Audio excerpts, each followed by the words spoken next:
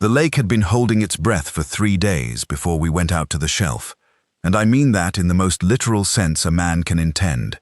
Not a gull, not a whitefish ring, not the sound of water against water, only that flat grey skin of Superior, pulled tight as a drum skin under a sky that had forgotten how to move.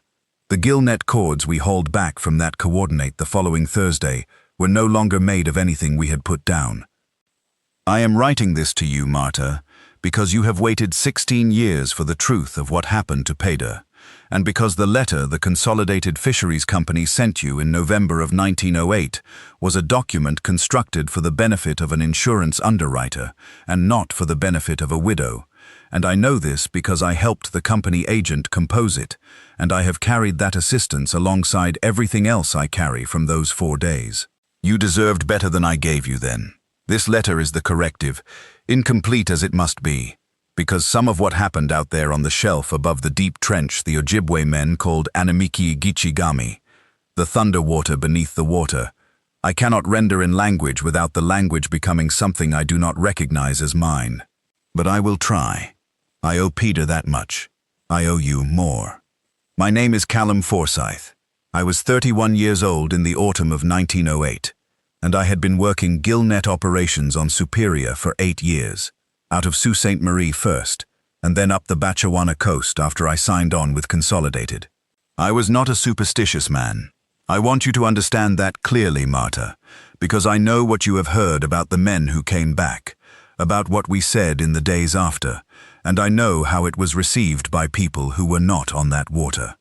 I was the man on the crew who laughed at old Nils On when he hung a carved bone talisman on the capstan housing in the spring, a habit he had brought over from the Norwegian coast, and I was the man who told the boatswain's helper, a boy of 17 named Erki, that the stories the Batchewana landing men told about the deep shelf were fishermen's talk, the kind of talk that grew up around any stretch of water that had taken a boat or two in a hard season.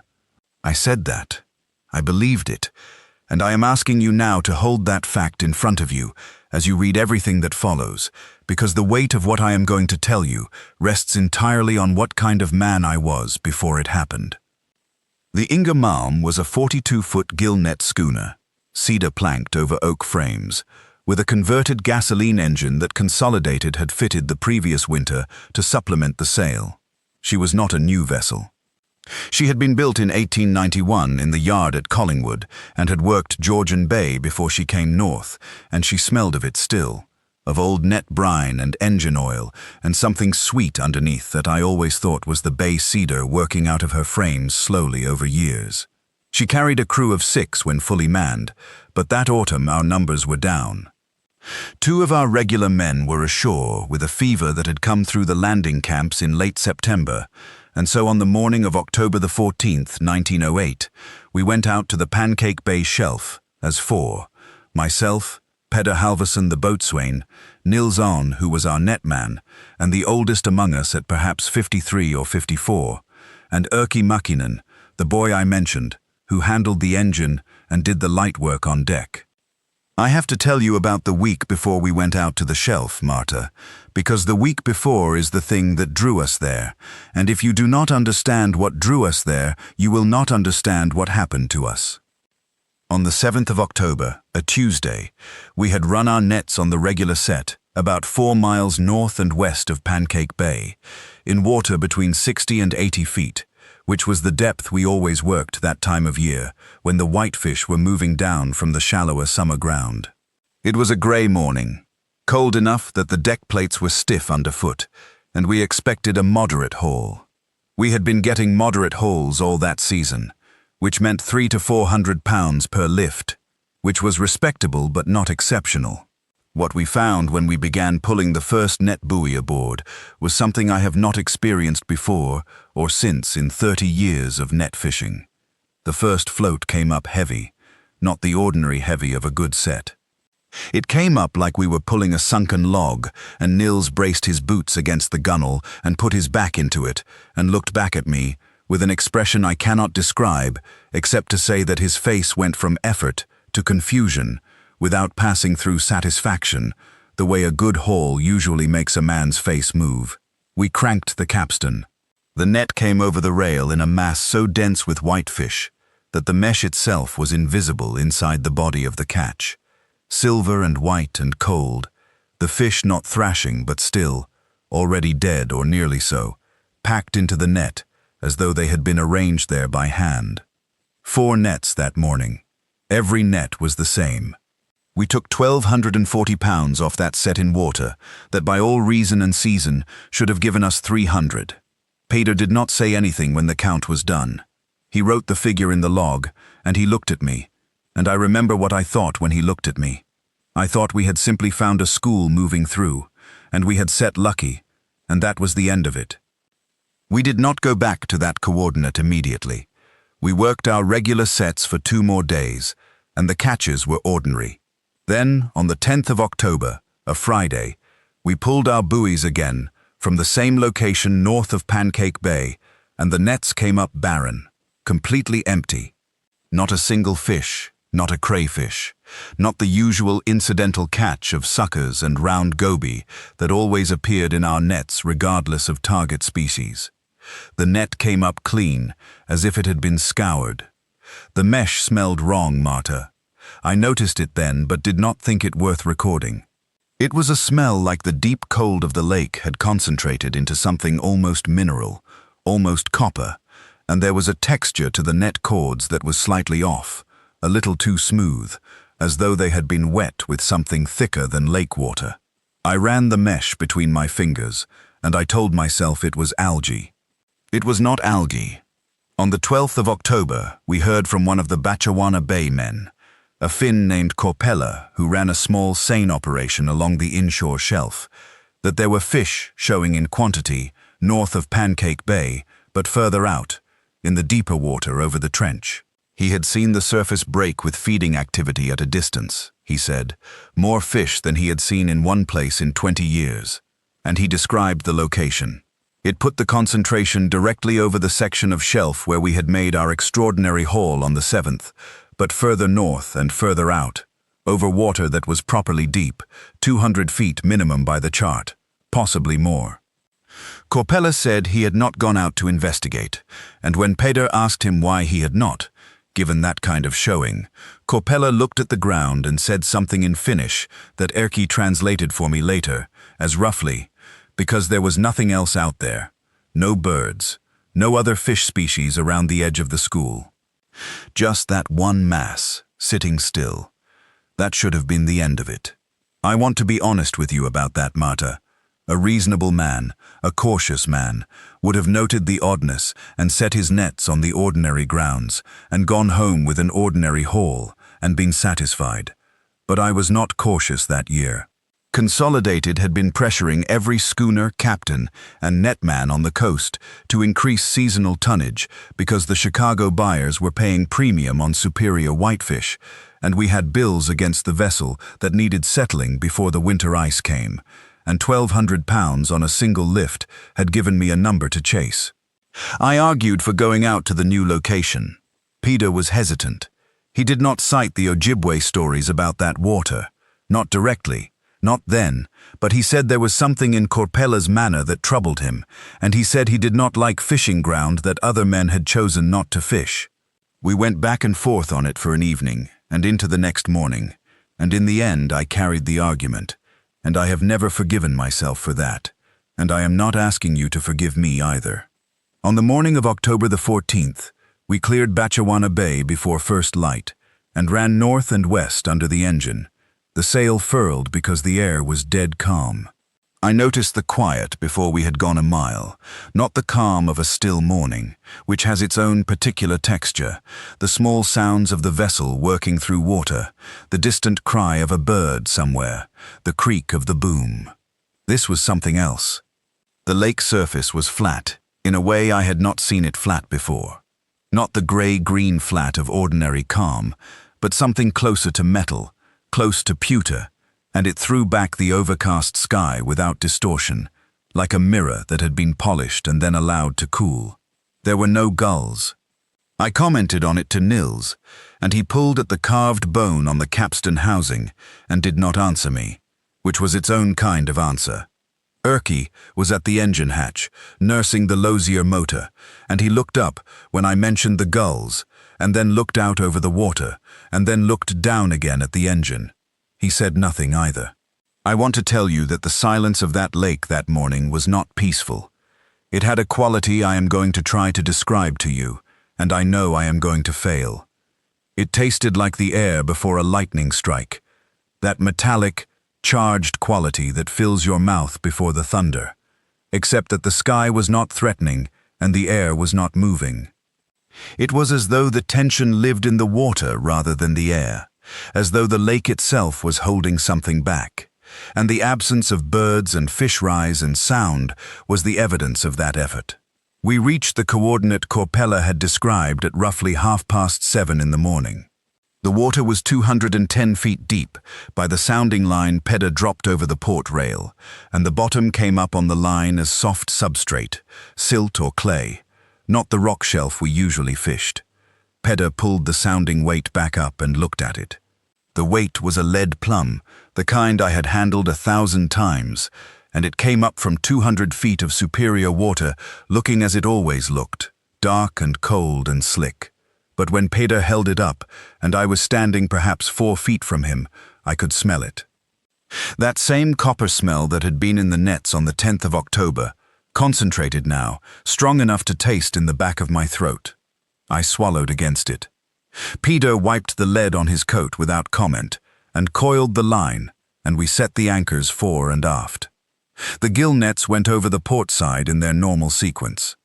Nils paid them out from the stern, while Erky managed the buoy line, and they ran the 4 nets in the usual configuration, parallel sets about 30 yards apart, each net 40 fathoms long. The nets went into the water, and we waited for the initial set to work down to depth. Everything looked ordinary. The buoy floats sat in a line, their orange paint bright against the pewter surface. I poured coffee from the pot we kept in the engine housing for warmth, and Pedder accepted a cup, and we stood at the stern rail and watched the floats, and drank our coffee, and talked about the billing situation with Consolidated, and the likelihood that the winter ice would come early that year. It was a normal conversation between 2 men who had worked together for 4 years. I want you to know that, Marta. I want you to know that up to that point it was simply a morning on the lake, cold and quiet, and ordinary except for the silence. The first sign came perhaps 40 minutes after we had set the nets. Erky noticed it. He was sitting on the engine housing cover with his boots on the deck, and he stopped mid-sentence in something he was telling Nils about a girl he was interested in at the landing, and he looked down at his boots on the deck plank, and he said, quietly, not alarmed yet but puzzled, "The boat feels different." I stepped toward him and asked what he meant. He bent down and put his palm flat on the deck, and held it there, and then he stood up and went to the rail, and looked over the side and said, "The water." I went to the rail and looked. The surface of the lake at our waterline looked the same, pewter grey, flat, undisturbed. But when I put my hand in over the gunnel and moved it through the surface layer, I felt what Erky had described by feeling, rather than by words. The water was different. Not temperature, or not primarily temperature. The lake was cold. It was always cold in October, but this was something in the consistency of it, a heaviness, a drag against my moving hand that was not there when we had put in at Batchawana that morning. It was subtle. It was the difference between pulling your hand through clear water and pulling your hand through water in which something very fine had been suspended, silt perhaps, or something thinner than silt, something that had no visible presence but had weight. I pulled my hand out of the water and looked at it. My hand looked like my hand. The water dripping from my fingers looked like water. But there was something in the back of my throat then, that copper taste, sharper now, enough to make me swallow twice. "Pull the nets," Pedder said. I turned, and he was already at the capstan. He had been watching me at the rail, and he had made up his mind, and his voice had not gone to alarm, but to the particular flat tone he used when he was decided and did not intend to be argued with. I hesitated. I was thinking about the haul on the 7th of October, about the 1,200 pounds of whitefish, about the billing notice from Consolidated. Peder looked at me and waited. I helped him at the capstan. We had the first net halfway up when the capstan seized. Not the mechanical seizure of a fouled gear or a jammed line. The net simply stopped coming. The load on the line increased suddenly, a dead weight far beyond what a full net should exert, and the capstan handle came back against Peder's grip, with enough force that he grunted and stepped back from it. The buoy float for that net, which had been sitting 20 yards off the port beam, went under. Not snatched down fast the way a fouled anchor pulls a float. It went under slowly, with a deliberateness that I found more disturbing than a quick disappearance would have been, sinking at the rate of perhaps an inch every few seconds until the orange paint was no longer visible and the surface closed over it without a ripple. The taste in my mouth was very strong now. I will tell you something, Marta, that I have never told anyone, not the company agent, not the inquiry at the Salt, not my wife. When that float went under, I felt watched. I do not mean that I had a sensation of anxiety or unease. I mean that I felt, with the same physical certainty with which you feel the sun on your face or cold water on your hands, that something beneath that lake was looking up at us, looking at the hull of the Inger Malm from below, assessing it. The feeling was so specific and so external, so clearly not a product of my own fear, that I did not question it then as a feeling at all. I experienced it the way you experience the heat of a stove you are standing close to. Something was watching us through 200 feet of water, and the water between us and it had changed in texture because it, whatever it was, had changed the water. I am going to tell you what happened next in the order that it happened, Marta, because the order matters. Nils spoke first.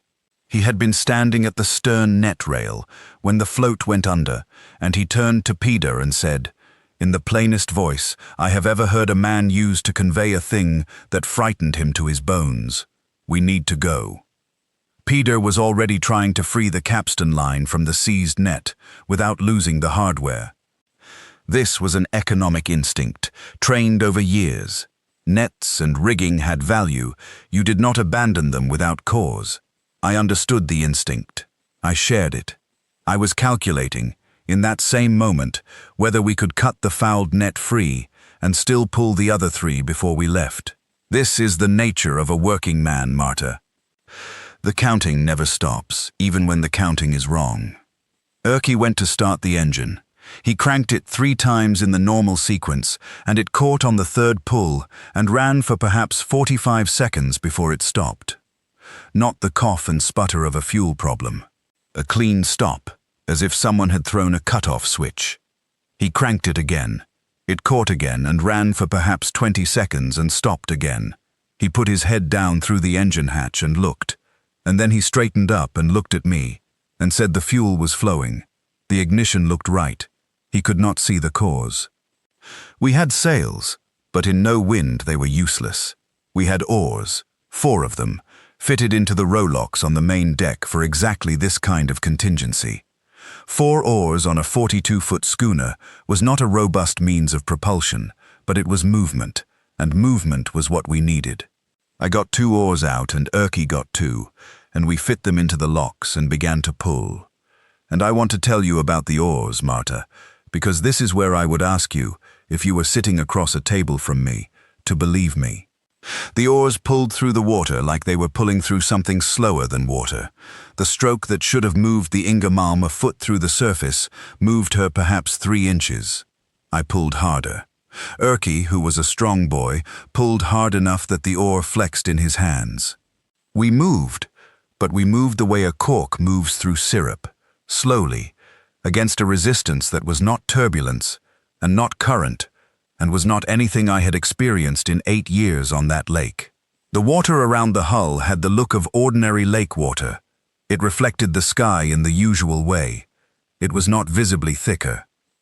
But against the face of the oar blade it felt like cold, rendered fat, like something had taken the substance of the water in a ring around our vessel and increased its density without changing its appearance, and the taste in my throat was copper, and something else underneath the copper, that I can only describe as meat, as the back-of-the-mouth taste of blood without the blood.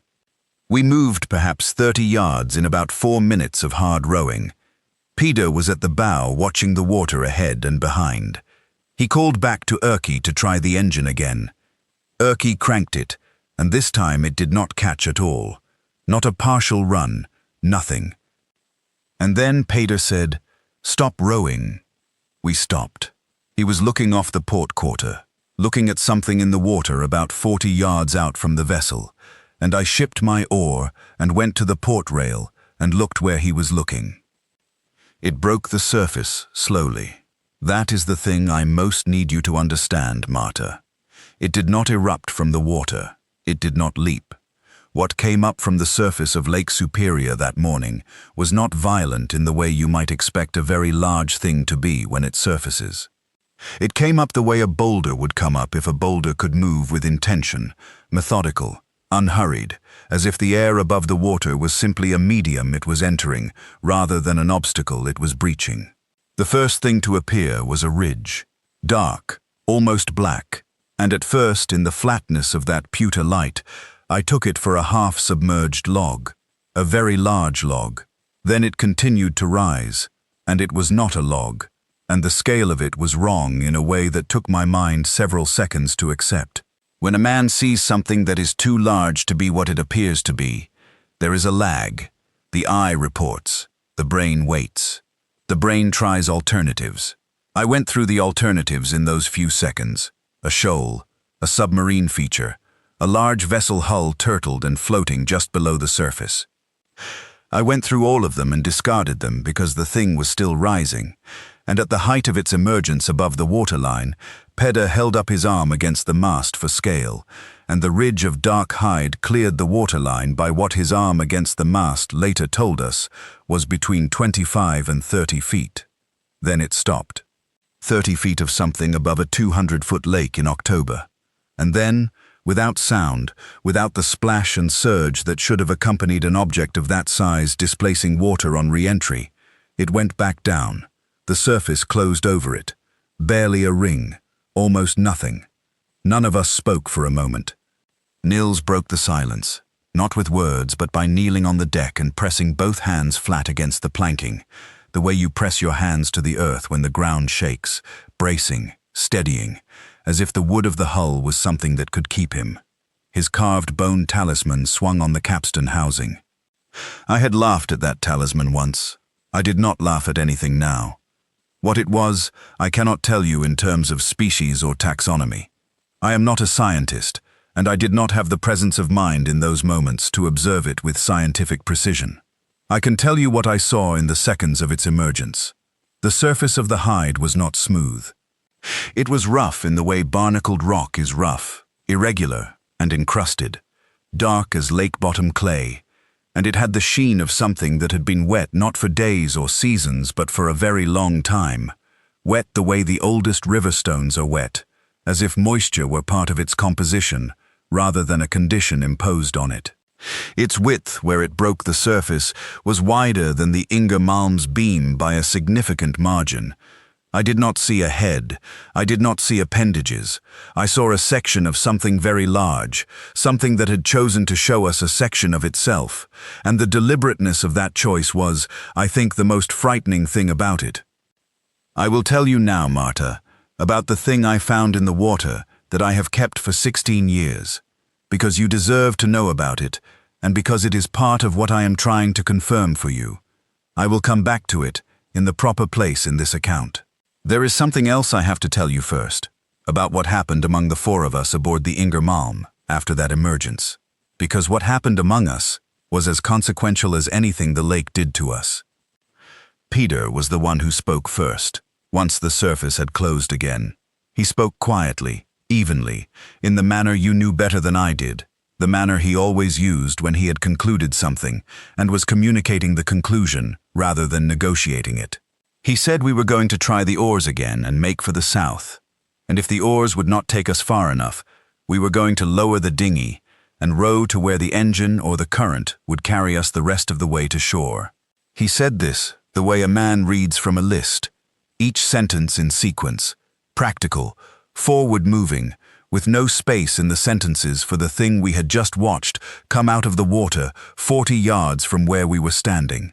Nils said something in Norwegian that I did not understand. Erki translated it for me later, sitting in the landing at Batchawana Bay, wrapped in a blanket with a cup of tea he was not drinking, and the translation was, "It already knows we're here. Moving doesn't matter." I want to tell you that I dismissed this as panic at the time. Looking back, I think Nils was the most accurate man on the boat that morning, and that his accuracy cost him. We took the oars again. The water resisted us as before. We moved, but slowly, and as we moved I watched the surface around the vessel, and I watched the texture of the water at the waterline, and I can tell you precisely when the thing was closer and when it was farther, Marta, because the water told me. When it was close, the surface around us thickened, the drag on the oars increased. The copper taste in my mouth went to something that filled the back of my throat and settled at the base of my tongue like a coin held under it. When it was farther from us, the water eased fractionally. The oars moved more freely. The taste diminished but did not disappear. This was how it communicated position. Not through sound, not through sight, but through what it did to the substance of the water itself, and through what the water did to the insides of our mouths, and I have tried for 16 years to explain to myself why it would do this, why something that size and that depth of water would alter the medium through which it moved, in a way that was perceptible to human senses at the hull of a surface vessel, and the only answer I have arrived at, the only one that fits the evidence, is that it wanted us to know. It wanted us to track its approach. It wanted us to feel it coming. I am going to tell you something now that I did not put in any official account, Marta, and that I am telling you now for the first time in 16 years. I am telling you because you have a right to know what your husband did that morning, and why he did it, and what it meant. About 2 hours into the encounter, which I am estimating because no one was checking a watch, we had moved perhaps a quarter-mile south-southeast through the oars and the current, and the dinghy had been lowered to port and was trailing on its tow line. The plan had been to use the dinghy as a lifeboat of last resort, but Peder was reconsidering. The water had thickened again around the hull, thickened more than it had thickened before, and the oars were barely moving us at all. The dinghy on its line behind us was sitting in water that was, as far as I could judge from looking over the rail, slightly less affected by the thickening. The dinghy was 12 feet aft of the Inga Malm's stern. 12 feet made a difference. I do not know why 12 feet made a difference. But the dinghy floated more freely, and the water around it looked more like water. Erki saw it first. He had been watching the dinghy, I think because it represented something concrete and mobile in a situation that felt increasingly without options, and he pointed at it and said to Peder, "The little boat is free." Peder looked at the dinghy and at the surface of the water around it and at the Inga Malm's waterline, and I saw him doing the same calculation I was doing. If 4 of us got into the dinghy and cut the anchor lines, would the dinghy carry us far enough from the Inga Malm's position to be out of the thickening zone? And if we got into the dinghy, what happened to the Inga Malm? The schooner was not anchored now. We had cut the anchor lines earlier when we first tried to make way, so she would drift. And if she drifted and the thickening went with her, then the question was whether the thing's attention was on the vessel or on us, and none of us knew the answer to that. And then Nils said what he said, and I want to put his exact words here as carefully as I can recall them, Marta, because these were the last words I heard him say. "Leave the boat." He meant the Inga Malm. He meant all 4 of us into the dinghy. He was looking at Peder when he said it, and his voice was very flat and clear. But Peder did not move immediately, and in that delay the thing rose again, not 40 yards out this time, not 20 yards. It was no more than 12 yards off the port beam when it broke the surface this time, and the portion of it that emerged was not the same ridge I had seen before. What came out of the water this time was a shape I cannot fully describe, Marta, not because I am withholding details, but because the shape did not correspond to a vocabulary I possess. It was wider than the previous emergence, wider and lower, and it moved. not in the way a surfacing body moves through water. It moved while remaining partially surfaced, a lateral drift, slow, a passage rather than an emergence, and as it passed the port beam, it displaced water against the hull with a pressure that was not a wave, but was a push, a sustained, deliberate pressure that listed the Inger Malm 4 or 5 degrees to starboard and held her there while it passed. The texture of that pressure against the hull, I felt it through the deck planking through my boots. It was not a thud or a crash. It was a prolonged, firm, almost gentle pressure, the kind of pressure you feel if a very large, soft thing presses against you steadily. The planking held. We did not take water, but the thing that pressed against us was close enough that I could smell it over the copper taste, a smell like the deep bottom of the lake concentrated into something organic, something that had been cold and wet and very old for a very long time. Peter made the decision then. I am telling you this clearly, Marta, because the company's account blamed the loss of the Inger Malm on a mechanical failure and does not mention the dinghy, or why 4 men went out on the schooner and 2 came back in the dinghy. The decision Peder made was this. He told me and Erky to get into the dinghy.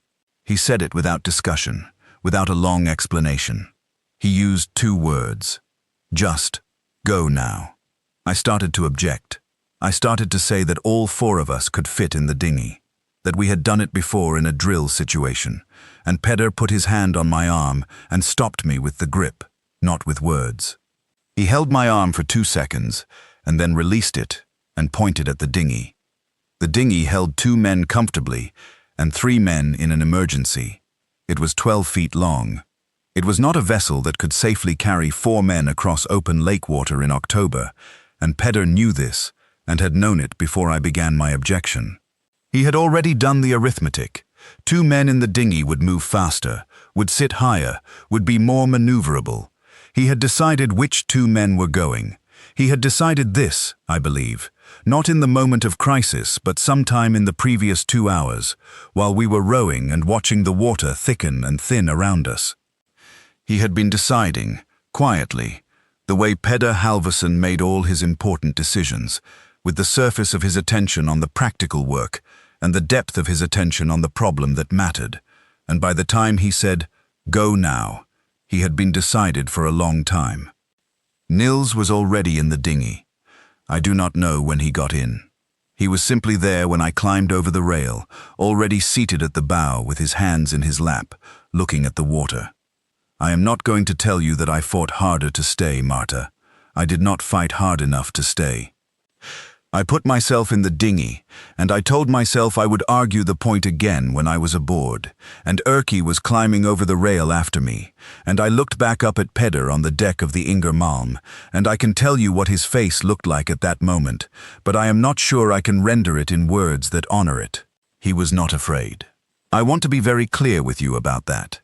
He was not performing the absence of fear, the way men sometimes do. The set jaw and empty eyes of a man holding himself together. He was simply looking at the water, and then looking at the dinghy, and then looking at me, and his expression was the one he wore when he had finished a piece of work to his satisfaction, and was ready to move to the next piece of work. And there was no piece of work after this one, and I think he knew it, and his face still looked like that. The tow line between the dinghy and the Inger Malm was a heavy rope of perhaps 30 feet. I had the knife. It was on my belt, a folding blade with a bone handle, and I had it in my hand without being fully conscious of having drawn it. The decision to cut the tow line was the moment that ended something, Marta. It was not the decision of a man who believed cutting would save everyone. It was the decision of a man who believed that cutting would save the 2 men in the dinghy at the cost of the 2 men on the schooner, and who made that decision because the alternative, which was staying on the tow line, appeared to offer no one survival at all. I have argued this in my own head every day for 16 years. I have never finished the argument. I cut the tow line. I want to describe what happened to the water when I cut the line. I want to describe it carefully, Marta, because it is the thing that tells me, as clearly as anything in the entire account, the nature of what was in that lake. The moment the tow line parted, The water around the dinghy cleared. Not dramatically, not all at once, but perceptibly, over the course of perhaps 15 seconds. The drag that had been on the oars diminished. The surface around the dinghy's hull went from that thickened, greasy resistance to something approaching normal October lake water. The copper taste in my mouth did not go away, but it diminished. And the deeper taste, the blood and meat taste underneath the copper, faded significantly. Erky started rowing immediately, hard, and I took the second set of oars and we pulled south and east. The dinghy moved. The lake let us move. I looked back at the Ingermalm.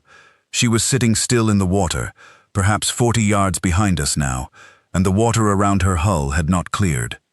The surface around her was that same pewter-dense stillness, and in the grey morning light with the overcast sky above her and the dark water around her, she looked like a painting rather than a vessel, perfectly still, no movement on her deck, no wind in the furled sail. I saw Peter once more. He was at the stern rail, standing, watching the dinghy. He raised his right hand, not waving, not gesturing for us to come back, just raised. Acknowledgement. The kind of gesture you make when you have said everything that needs saying, and the remaining communication is simply the fact of presence, of being there, of being seen.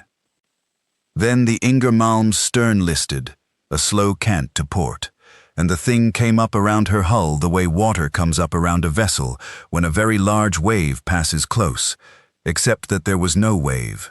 There was simply the presence of the thing around the schooner's hull, and then the stern dipped, not fast, not catastrophically, but with a settled, steady, downward movement, the way a vessel settles when too much weight comes aboard, and then the schooner was lower in the water at the stern by perhaps 2 feet, and then by 4 feet, and then the stern rail, where Peter had been standing, was at the waterline, and then it was below it.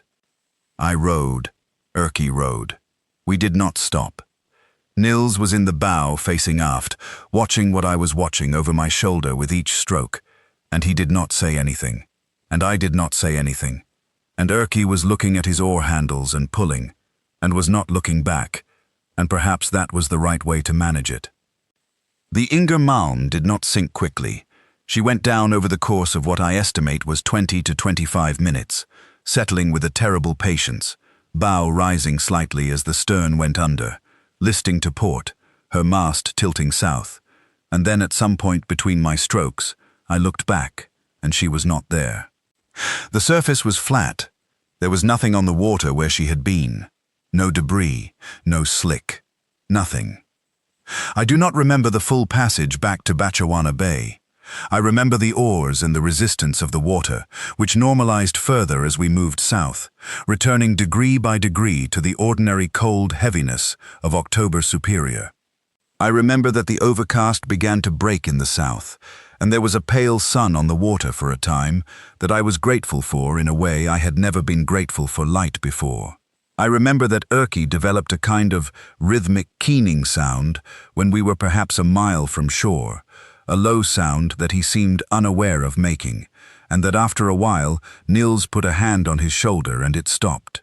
I remember reaching the shallow water, and the dinghy grounding on the gravel beach at the landing, and the inability of my legs to work properly when I got out, sitting down in the shallows with my boots in the cold water, because my legs had decided they were done, and the landing men coming down to the beach. That is the account of the 14th of October. I have written it as accurately as memory permits, and I will tell you that the writing of it has taken me 4 evenings, and that I did not sleep well during those 4 evenings, because the writing of it requires me to be back in it, and being back in it is not a thing I undertake lightly. I want to tell you now about what happened in the days after, because those days are part of the truth you deserve, and because what was recovered during the salvage attempt is directly relevant to what you have been told and what you have not been told. We reported to the Consolidated Fisheries Agent at the Suit on the 19th of October, 5 days after the loss of the Ingermalm. The delay was partly because Erky was in no condition to travel immediately, and partly because I needed those 5 days to compose what I was going to say. The agent's name was Drummond, Reginald Drummond, a man of perhaps 50, with careful eyes, and the manner of a man who had spent his career mediating between what had actually happened and what could be put in writing.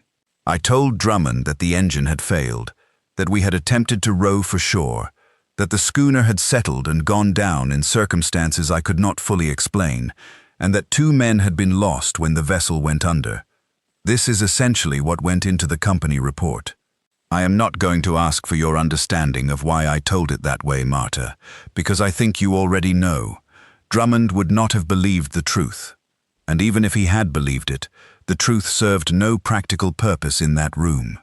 It would not have brought Peter back. It would have gotten Erky and me confined for observation. I told the practical version, and the practical version became what the company told you, and I am sorry for that. What I did not tell Drummond, because I did not yet know it, was what was found during the salvage. On the 22nd of October, a salvage crew out of Wawa went north to look for the Inger Malm. They found her on the lake bottom, at a depth of approximately 200 feet, roughly 40 feet north of the last position I had given them, which is close enough to be consistent with drift in the time since she went down. The hull was largely intact. The mast had gone. Much of the deck furniture was stripped, but the hull itself was sound. I was told this by a salvage man named Bourget, a French-Canadian out of Wawa, who came to the landing at Batchawana to give me the account in person because he said he wanted to tell someone who had actually been on the vessel, and because he was troubled, and a troubled man needs to talk to someone who was there. The Inger Malm sat upright on the bottom. This was unusual for a vessel that had gone down in that manner, listing and settling stern first. By rights, she should have rolled, or at least come to rest at an angle on soft substrate. But she sat level, as if she had been placed. The deck hatches were open. This was also unusual. I had not left them open. Bourget's divers went down twice in their rigs, and both times came back up before completing the inspection of the interior, and neither diver would say clearly why. Bourget told me that both men described the inside of the hull as having been, in his translation of their French, interfered with. He said they reported that things inside the schooner had been moved, that the internal arrangement of the vessel was not consistent with a normal sinking, that items that should have settled or floated had been placed, and that there was something in the cargo hold that neither diver could see clearly because the water in that section of the hull was darker than the surrounding lake water, darker and, one of the divers said, thicker, and the diver did not go into that hold. There was no sign of Peter or of the other man who had been on the schooner when she went down. I had not expected there to be. You must understand that, Marta. I had not allowed myself to hope that the salvage would find survivors, because the thing I had watched come up around the Inger Malm's hull on the morning of the 14th was not a thing that left survivors in a position to be found. But I had hoped that the bottom of the lake might hold some trace, some article of clothing, some personal effect, something I could bring to you, and the salvage found nothing of that kind. What the salvage did bring up was the dinghy. It had been lost somehow in the weeks between the incident and the salvage, not taken aboard by us when we made shore, left floating in the confusion, and then sunk or drifted, and Bourget's crew found it on the bottom not far from the Inger Malm, at a shallower depth, perhaps 40 feet. They brought it up. The cedar frame was sound, as I said, entirely intact, not damaged, not crushed. But the gill net that had been stored on its small spool in the dinghy's forward compartment had been changed.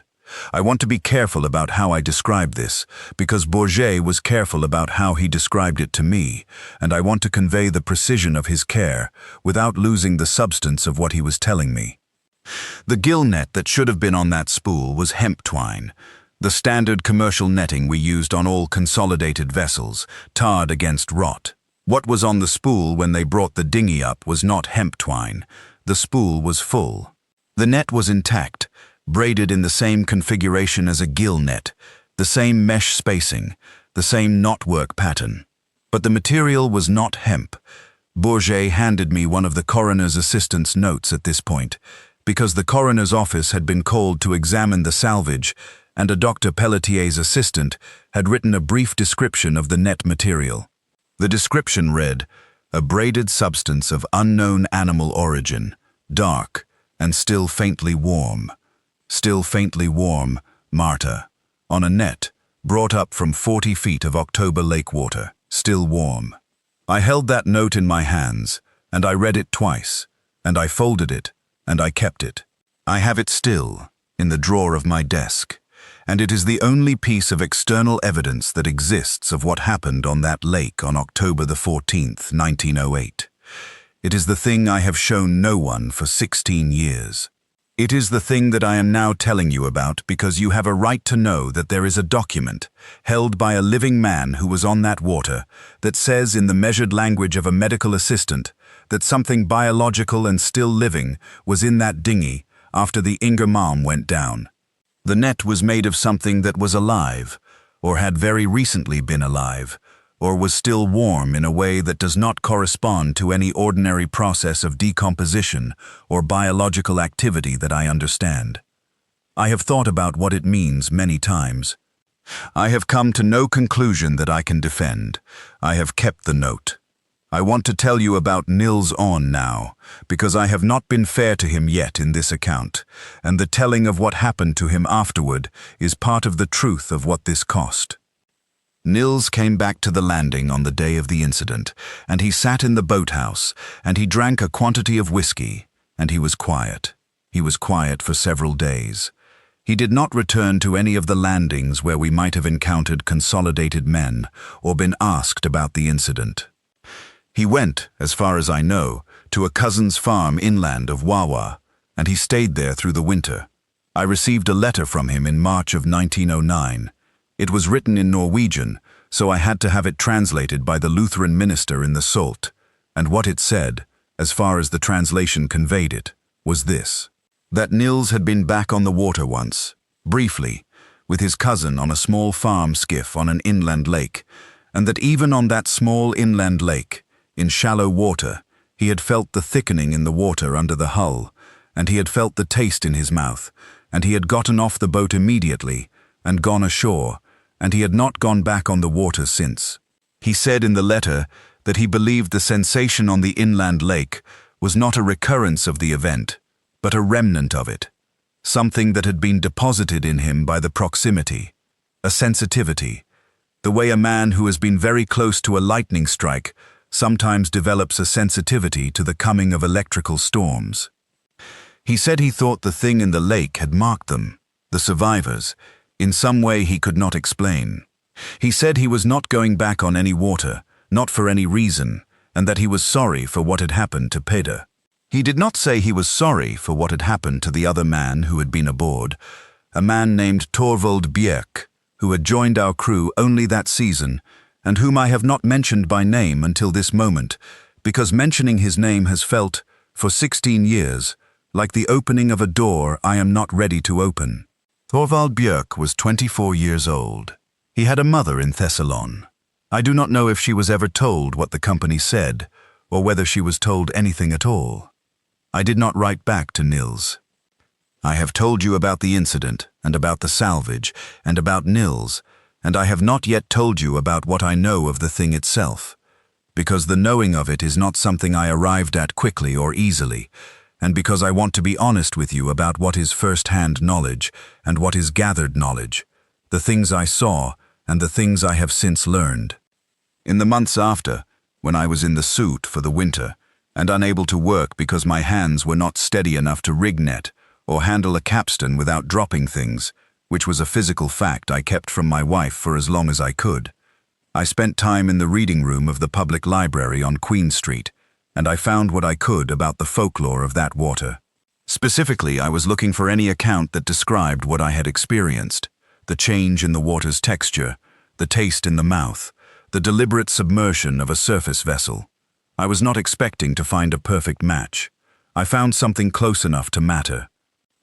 There is a body of Ojibwe oral account, some of it written down by missionaries and by the anthropologists who came through in the 1880s and 1890s, concerning a category of creature known broadly as the underwater panther, the Mishipeshu, which is associated specifically with the deep water of Lake Superior, and particularly with the most dangerous sections of that lake.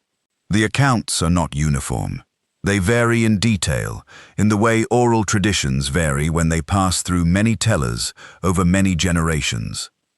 But certain elements appear with enough consistency across enough separate accounts that they form a recognizable pattern, and two of those elements stopped me when I encountered them in a missionary's transcript of an elder's account, a transcript dated 1882 from a community on the North Shore not far from the location of our incident.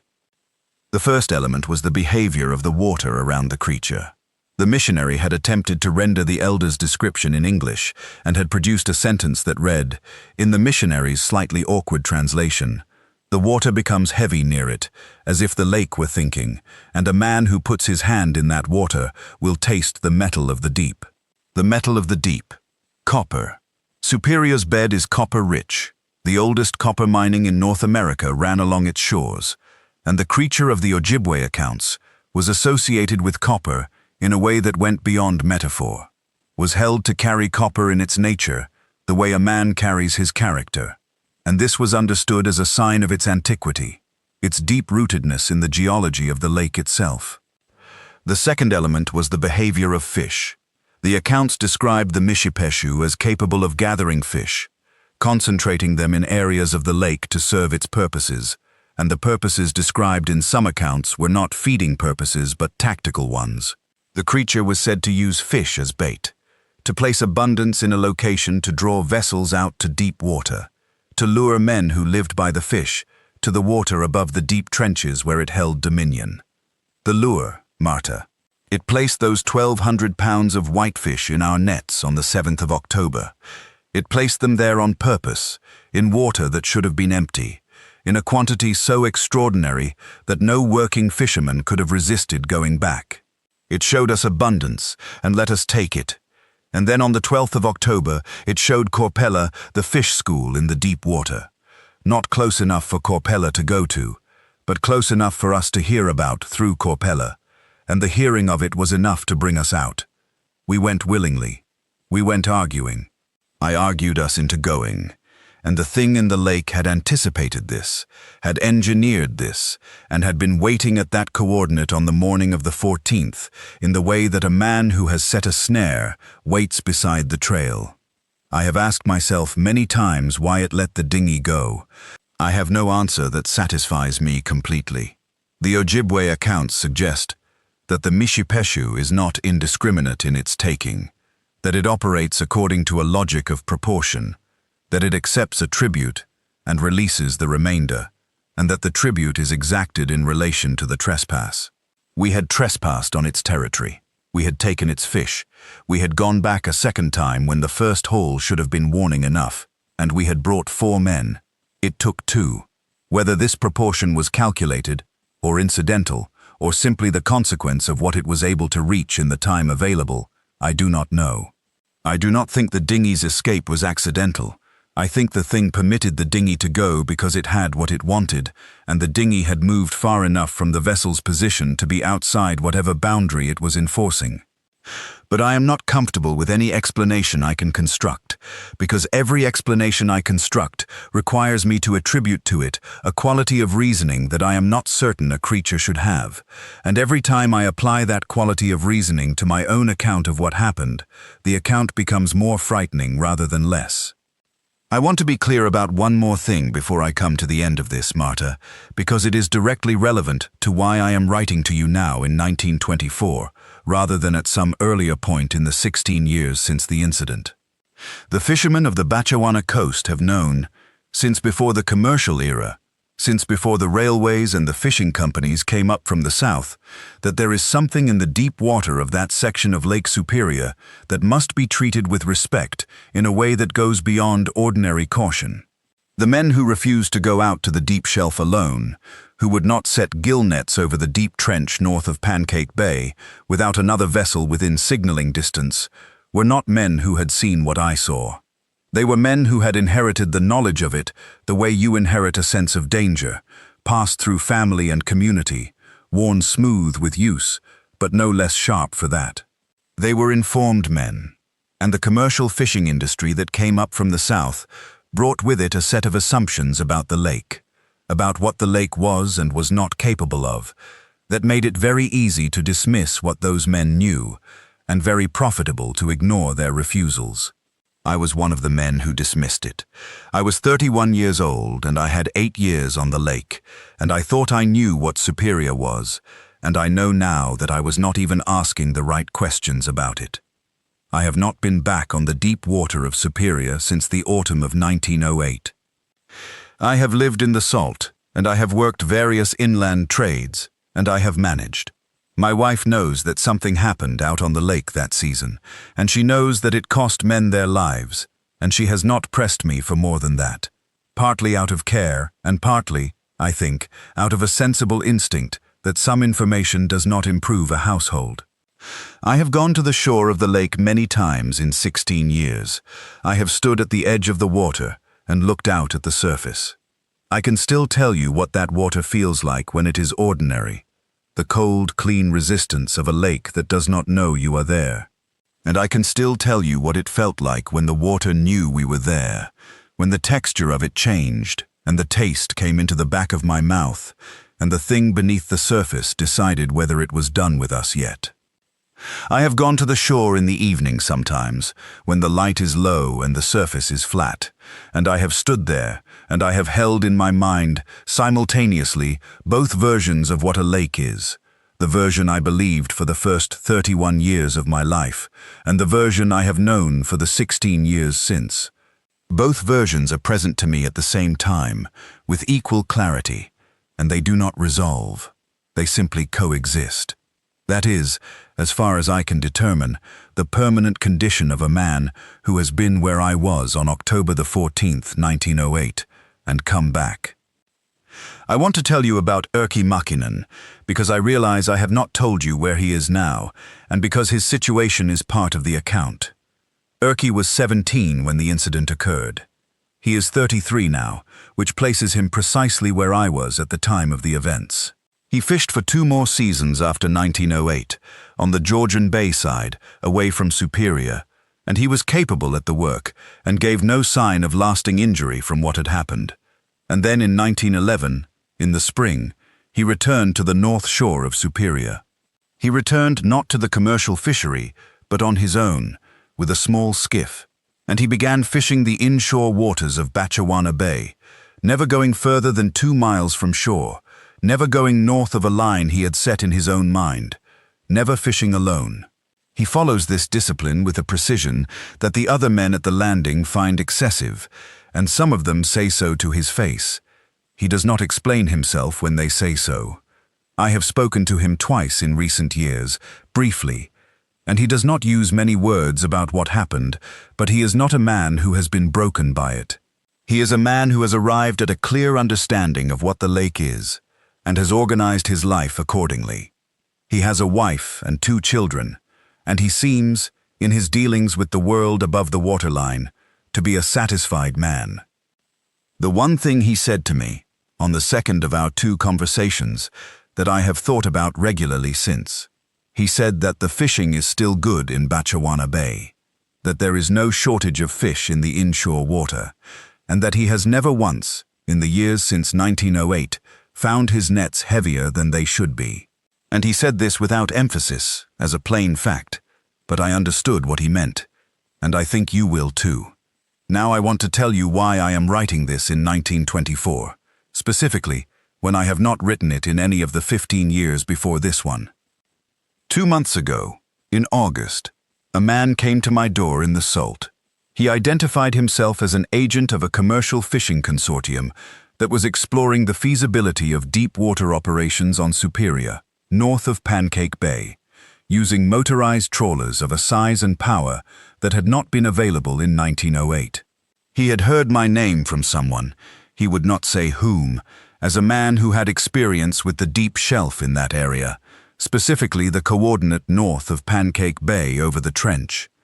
He asked if I would consult with the consortium about the deep water fish populations in that area, their behavior and seasonality, what the prospects were for a sustained commercial operation.